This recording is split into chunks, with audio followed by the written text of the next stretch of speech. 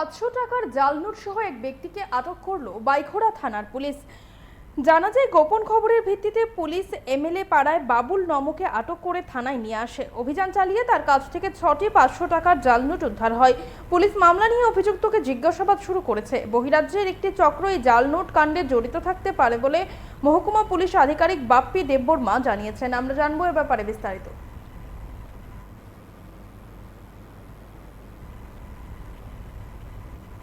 একজনকে আমরা জাল নোট সহ আটক করেছি। তার নাম হচ্ছে বাবুল নমক, বাড়ি আমাদের বাইখোড়া থানাধীন এমএলএ পাড়াতে তার বাড়ি। তার কাছ থেকে 6টি 500 টাকার জাল নোট আমরা সিজ করেছি এবং একটা মামলা আমরা নথিভুক্ত করেছি, যার নাম্বার হলো বাইখোড়া থানা মোকদ্দমা নম্বর 23/2026 আর দ্বারা হচ্ছে আপনার 179 এবং 180 BNS 2023।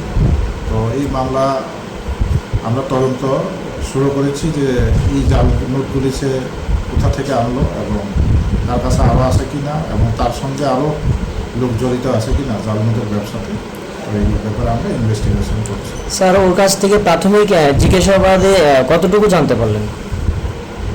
প্রাথমিক জিজ্ঞাসাবাদে আমরা সন্দেহ করছি যে সে বাইরে থেকে এটা প্রক্রিয়া করেছে, হয়তো আসাম বা মিজোরাম এইসব সাইড থেকে। তবে আমরা এটা দেখছি, ইনভেস্টিগেশন করে দেখছি কোথা থেকে এনেছে।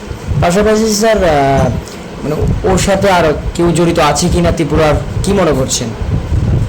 থাকতে পারে, এইসব ব্যবসা তো একা করে না, তো আমরা সন্দেহ করছি থাকতে পারে। মোট কত টাকা